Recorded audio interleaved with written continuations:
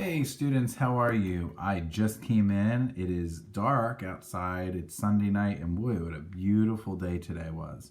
So I just came in from outside and I'm going to do a quick video with you to show you how to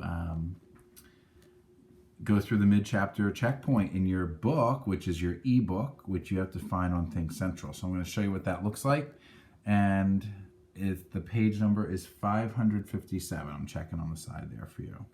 So this is what it looks like on the ebook. So if you go on your Think Central and you go into the student edition ebook, as you can see there, make sure that you click on that and it will just kind of show you what that looks like. If you go back here for a moment, it looks like this right here.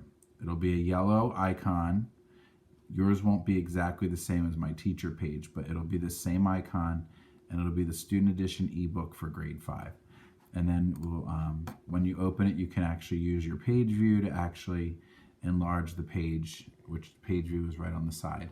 So that way you can have it here. So I know it would be better if we had our actual books, but we don't. They're sitting on the shelf in our classroom waiting for us patiently.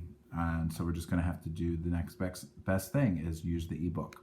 All right, guys, so let's go through this and let's make sure you understand how to answer each one of these questions. So the first one is the vocabulary. And when you look at the vocabulary, you're going to see they give you 4 choices, but there's only 2 spaces here. Oh, by the way, another thing is it'll read to you if you click on this. It'll read to you the question. So if that helps you, feel free to do that.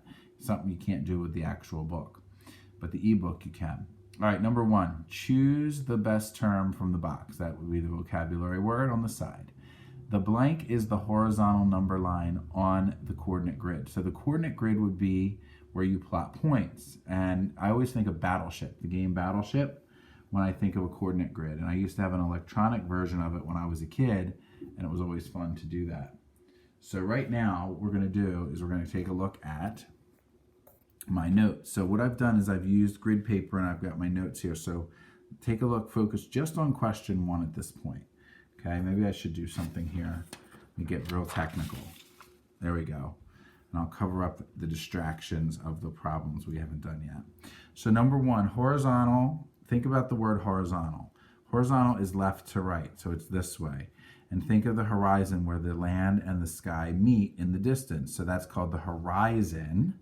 And it's always side to side, left to right. So the horizontal would be the left and right. And what is that called when you talk about a coordinate grid? So is it going to be a line graph, a line plot, an x-axis, or a y-axis? Think about that.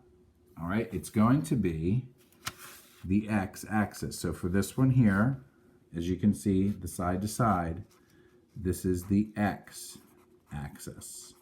So for number 1, you can label that blank x-axis. And I always like to think of the horizon when I think of the x-axis because it goes side to side. All right, very good.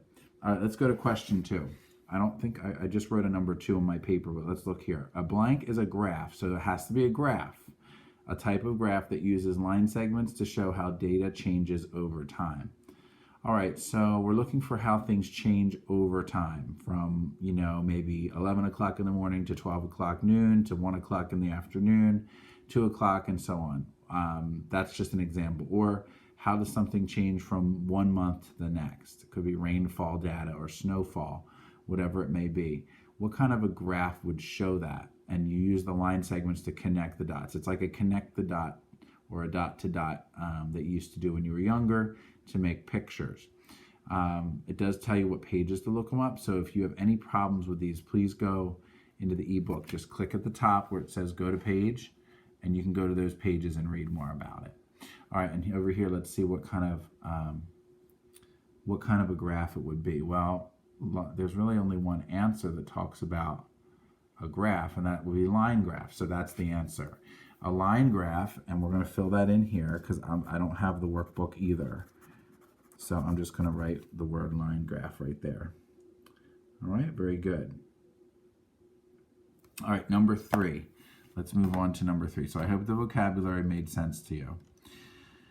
All right, question 3 talks about a line plot. So this isn't a graph, it's a plot where you have a number line that you actually put X's to show how many of each item you have that goes with that data point. So if you look at number 3, how many kittens weigh at least 3/8 of a pound? Well, that word, I wish I could circle it. At least. All right, at least. That means 3/8 and heavier, or more. In the case of a pound, it would be heavier. So how many kittens weigh at least 3/8 of a pound? So we want to take all the 3/8 and include them. And we want to include the ones that are more, or to the right on the number line. So that means a lot of kids get confused, a lot of students do, when they say, oh, 3/8, so I'm just going to take these 4 and I'm going to do it that way. So if you take a look at what I have here for number 3, how many kittens weigh at least 3/8 of a pound? Well, that would be all the 3/8, all the 1/2, and all the 5/8, because this would be the minimum, and then everything greater counts. But we wouldn't count these X's because